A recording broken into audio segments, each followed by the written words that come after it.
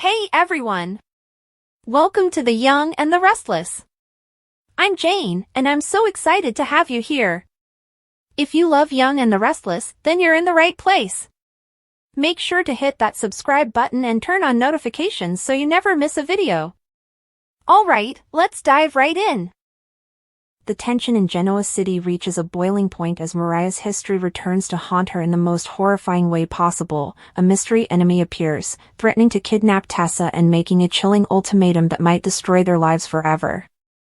Just when Mariah and Tessa have found stability in their marriage and growing family, a shadow from Mariah's past reappears, demonstrating that certain demons refuse to be buried. The threat is conveyed in such a way that there is no room for doubt. This individual is serious, cunning, and willing to go to great measures to force Mariah's hand.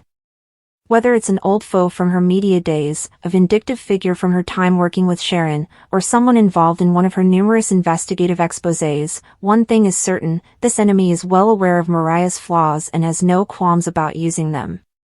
Tessa, initially oblivious of the danger hovering over them, remains focused on her music career and their relationship, making the imminent threat all the more tragic when it is revealed. Mariah, always the protector, is plunged into a state of terror and rage, divided between confiding in Tessa and attempting to manage the matter alone to protect herself from fear. But as the threats grow, sinister messages, strange gifts left at their door, and near-miss encounters, it becomes harder to keep Tessa in the dark.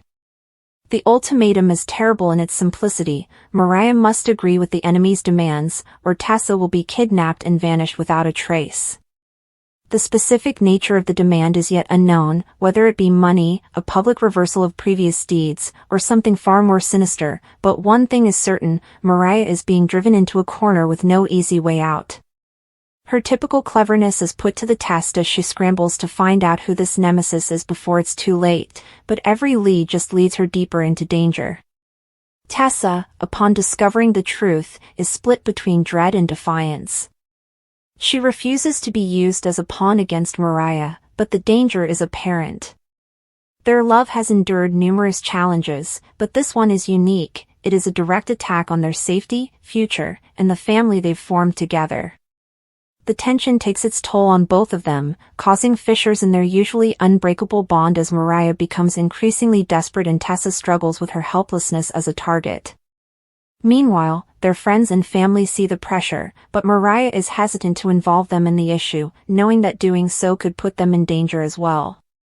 However, when the enemy's tactics become more daring, a home invasion, a staged automobile accident, it becomes evident that Mariah is no longer capable of handling this alone. The dilemma is, who can she trust? Sharon, her mother figure, will do anything to protect her, but could her involvement exacerbate the situation? Devin, who has always been a reliable buddy, has the resources to assist, but will bringing him in also make him a target? What about Abby and Chance, both of whom have law enforcement connections? Every alternative is risky, and with the clock ticking, Mariah is forced to make hard decisions. Meanwhile, the adversary watches from the shadows, always one step ahead, demonstrating how deeply they have invaded Mariah's life. As the situation worsens, one terrible idea emerges: what if it isn't just about Mariah? What if Tessa has a hidden connection to this grudge, something from her own background that she is unaware of? The psychological warfare intensifies, with the enemy conducting mind tricks to undermine Mariah and Tessa's trust in each other. Paranoia builds in, and even seemingly benign interactions become suspect. Is the opponent someone they've previously met? A face among the crowd at society? A friendly acquaintance with a secret motive? The suspense rises as the threat escalates from whispers to open confrontation, culminating in a heart-stopping scene in which Tessa is kidnapped, or nearly kidnapped, pushing Mariah into a desperate race against the clock. The stakes could hardly be higher. If Mariah fails, she risks losing Tessa forever. But if she succumbs to the enemy's demands, she may condemn them both to a fate worse than death.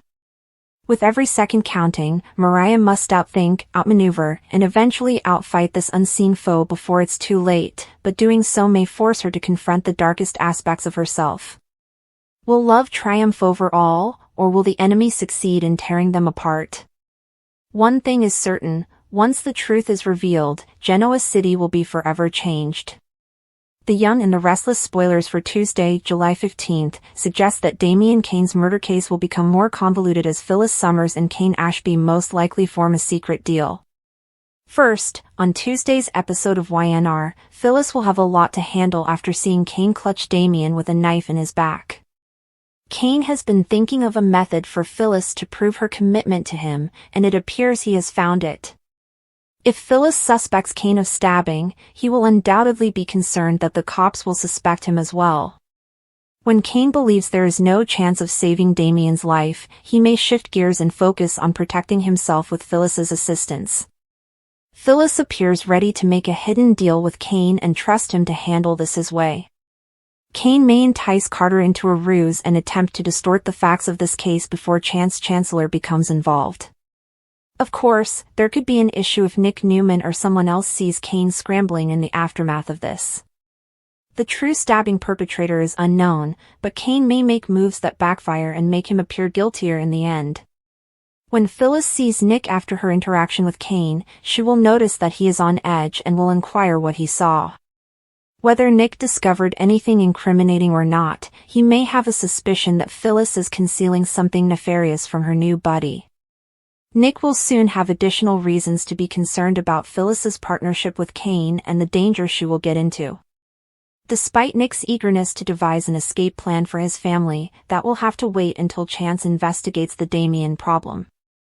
It won't be long until Chance declares this a murder and interrogates practically everyone as a potential suspect. According to the Young and the Restless spoilers, Lily Winters will eventually learn about Damian's tragic stabbing, so keep an eye out for updates on her astonished reaction. Willow Creek had always been a calm village where neighbors knew one another's names and keeping secrets was difficult. But everything changed the night Damian Hartwell was discovered dead in his opulent house, his body splayed across the marble floor of his study with a single bullet wound to the chest. The murder sent shockwaves through town, and as the inquiry progressed, it became evident that this was not an isolated act of violence. The police were quick to assume foul play, but the truth was considerably more complicated than anyone could have anticipated. Two women were at the core of the storm: Damian's distraught widow, Phyllis Hartwell, and his lifelong business partner and confidant, Kane Montgomery. On the surface, their relationship appeared strained as a natural result of sadness and suspicion, but underneath the courteous condolences and public demonstrations of sorrow, something darker was at work. Unbeknownst to the authorities, Phyllis and Kane had made a secret covenant, a meticulously crafted arrangement that bonded them together in ways nobody could have expected. The first fractures in the facade surfaced during Damian's funeral, which was lavishly attended by the town's elite. Phyllis, dressed in black lace, played the devastated widow brilliantly, her tears flowing freely as friends and family expressed their condolences. Kane, standing only a few feet away, was the epitome of calm anguish, her sharp eyes sweeping the crowd as if looking for something, or someone. To the uninitiated view, they appeared to be two ladies united in sadness, but those who looked closely may have caught the subtle exchanges, the fleeting looks, the barely noticeable nods, the way their hands brushed against one another when no one was looking. These were not the activities of strangers or adversaries, they were silent conversations amongst conspirators. The police, led by Detective Roland Graves, initially centered their investigation on Damian's financial operations. His business, Hartwell Industries, had been entangled in a series of contentious mergers, and suspicions of corporate espionage circulated in the months preceding his death. There were plenty of suspects, disgruntled employees, rival CEOs, and even a few dark characters from outside with dubious motivations. However, as the investigation continued, the evidence began to point in a different direction. Damian's home security camera showed no traces of forced entry, implying that the killer was someone he knew and had freely allowed inside. Phone records revealed a sequence of cryptic texts between Damian and an unknown number, which abruptly ended the night of the murder. Then there was the life insurance policy, a whopping $10 million payout to Phyllis as the single beneficiary. Detective Graves was not a fool. He'd seen enough instances to recognize when something didn't match up, and Phyllis's conduct was raising suspicions. She had been overly calm throughout questioning, her replies planned, and her alibi airtight but almost too convenient. And then there was Kane, Damien's closest advisor for more than a decade. The two ladies had never been particularly close, at least not in public, but in the days after the murder, they were frequently seen together, their whispered chats cut short whenever someone approached. Graves couldn't shake the suspicion that they were hiding something, but he had no hard evidence. What the investigator didn't know, and no one else did, was that Phyllis and Kane's alliance predated Damien's death. Their agreement was formed years ago, out of desperation and a shared secret that could have ruined them both. It had begun innocently enough, a chance meeting at a charity event when too much alcohol had resulted in open confessions. Phyllis had said that her marriage to Damien was a ruse, a meticulously crafted fiction designed to keep his public image intact while he carried on affairs in secret. Kane, in turn, disclosed that she had been embezzling monies from Hartwell Industries, taking just enough from each transaction to construct a safety net for herself, terrified that Damien would abandon her like he had so many others. That night, amid the soft glow of the garden lights, they promised to defend each other at whatever cost.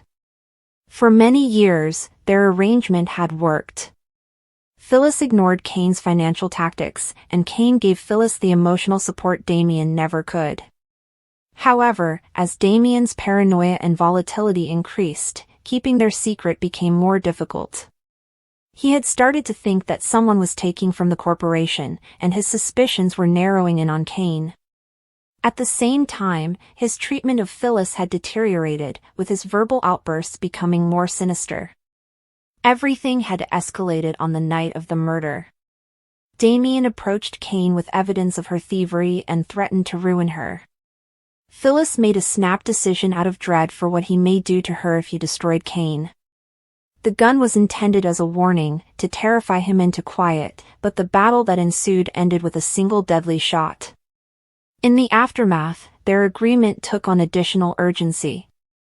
They had methodically concealed their tracks, wiping fingerprints, disposing of the weapon, and fabricating credible alibis. However, as the research progressed, they began to feel the weight of their secret. Phyllis, who had before been so composed, began to jump at shadows, convinced that every tap on the door meant the police were coming to arrest her. Kane, who is usually so calculated, became reckless, making foolish blunders in her attempts to deflect scrutiny. The tension between them increased, their whispered disagreements became more regular, and their faith in each other weakened. Then came the anonymous tip, which claimed that Phyllis and Kane had been bickering furiously outside Damien's office the day before the murder. It was a falsehood, but it was sufficient to restart the probe. Graves, smelling blood in the water, brought them in for individual questioning, seeking to find flaws in their testimonies. He grilled them for hours, punching holes in their alibis and pressing them on contradictions. But Phyllis and Kane had planned for this. They had prepared for every imaginable question and scenario. They remained strong, their stories precisely matching, and their expressions betraying nothing. Graves had no choice but to release them, but he wasn't finished. He sensed they were hiding something, and he was determined to discover the truth.